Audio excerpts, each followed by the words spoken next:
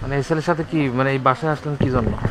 এই বাসায় আসলাম ভাইয়া, আমার আগে এক জায়গায় বিয়ে হয়েছিল, সংসারে আমি স্বামীর সাথে মানায় নিতে পারিনি, এই জন্যে আমি থাকতে চাইনি। আব্বু আম্মু আমাকে খুব মারধর করতো এই জন্য। তারপর আমি বাসা থেকে চলে আসার পরেও আমাকে বলছে আমি সাহায্য করবো না, তুমি আসো, ঢাকা থাকো না, একা মেয়ে মানুষ কি করবানে। ডাইকি নিয়ে আসি, সুন্দর করে এক ভাবিরে বাড়ি নিয়ে যায়, গোসল করালো।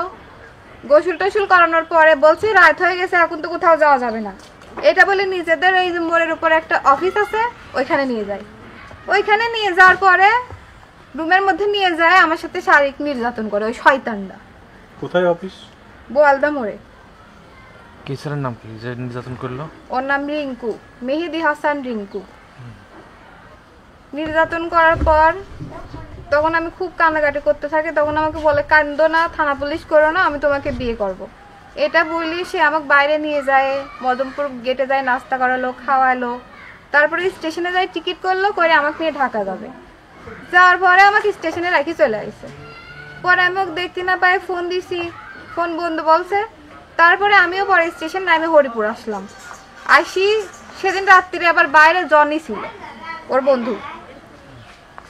বাইরে আসার পরে আমি ওই দোকানে হচ্ছে একটা ওষুধের দোকান আছে বলদা মোড়ে, আনারুল ডাক্তার ওনার নাম, ওনার থেকে আমি রিঙ্কু আর জনির বাড়ির ঠিকানা নিলাম। তো এর বাড়িটা আমি চিনতে পারিনি।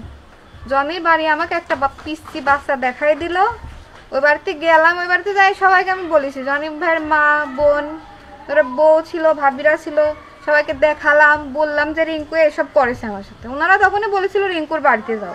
রিঙ্কুর বাবার নাম কি? আব্দুল খালেক। তারপরে আমার সাথে ওর পরিচয় 8 মাস। এমনিতে আগে চিনতাম কিন্তু কোনোদিন কথা বলিনি। বিয়ে শাদী করছেন ওনার সাথে?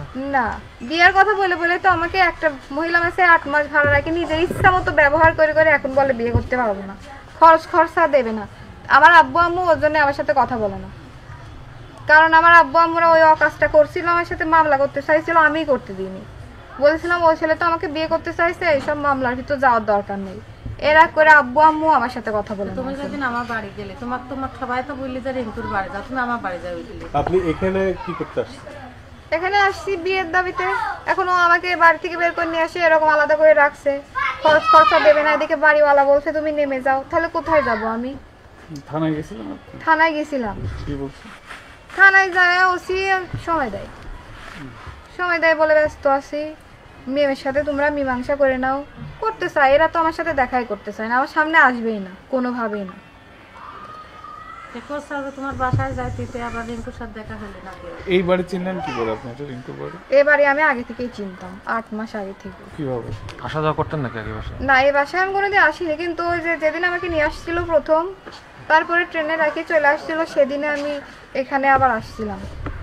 আসার পরে এবার ঠিকানাও দিছিল, কিন্তু আমি আসছিলাম না। পরে জনি ভাইয়া সবাই মিলে আমাকে ওইদিকে নিয়ে যায়, বলছে চল তোদের বিয়ে দিয়ে দিই, কিন্তু তখন তো আমি আমার হাজবেন্ডকে ডিভোর্স দিছিলাম না। জনিটাকে?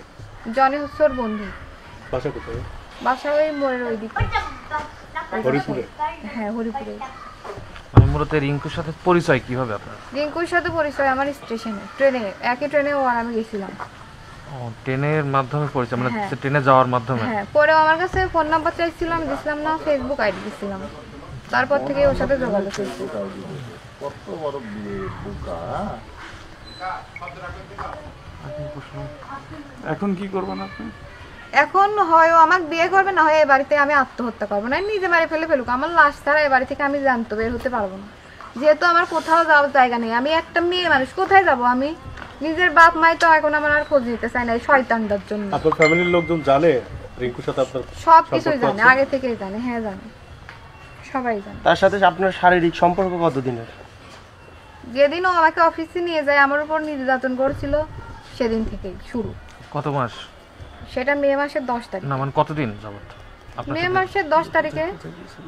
এবার এটা হচ্ছে ডিসেম্বর মাস, গত এই ডিসেম্বর মাসের 22 তারিখ, 8 তারিখ, তারপরে লালনের মেলা চলছিল, কত তারিখ আমার মনে নাই। এই তারিখগুলোতে আমার নিয়ে যায়, তো যখন আমাকে দরকার হতো বিয়ের কথা বলেই বলে একটু সময় দাও, একটু সময় দাও। আমি বলছি রিঙ্কুর সাথে এই মানে আজ পর্যন্ত কতদিন যাবত সম্পর্ক আপনার? এমনিতে আগে পরিচিত ছিল, কিন্তু সম্পর্কটা হলো ওই 8 মাস মতো। শারীরিক সম্পর্কটা এই পর্যন্ত? কতবার তার সাথে আপনার হয়েছে? আমার অত মনে নাই, অনেকবার হয়েছে, 15 দিন পর পরই। কোথায় নিয়ে যেত কোথায় নিয়ে যেত? ওই থানার বড় হোটেল টুরিস্ট লজ ওইখানে। বড় বাজারে একটা কাকু আছে, ওর নাম আমিরুল, ওর বাসায় একদিন নিয়ে গেছিল রাত্রিরে। কি ধরনের প্রতিশ্রুতি দিয়ে আপনার সাথে এরকম শারীরিক সম্পর্ক? আমি তো ওকে বলি আগে বিয়েটা করে নেন, তারপরে এরকম হারাম সম্পর্ক আর কতদিন করবেন। ও বলে একটু সময় দাও, এখনো তো চাকরি পাইনি আমি। মানে প্রতিশ্রুতি কি দিয়েছিল আপনাকে? প্রতিশ্রুতি বিয়ে করব, সমস্যা নেই। এই যে আমাকে বাসা থেকে বের করে নিয়ে আসছে একা একা, আমার দায়িত্ব সবটাই ও নিছে। এখন বলে এত কিছু করছে তাও বিশ্বাস করছো না। এমন কেউ করে? কোনো ছেলে কেন করবে? বিয়ে করার জন্যই তো করে। ও কি জানতো তুমি বিবাহিত ছিলে? হ্যাঁ, এমন কেউ আমার শ্বশুর বাড়ির লোকের সাথেও কথা বলেছে। আমার সাথে আমার আব্বু আমার কথা হয় না, কিন্তু ওর সাথে ঠিকই হতো।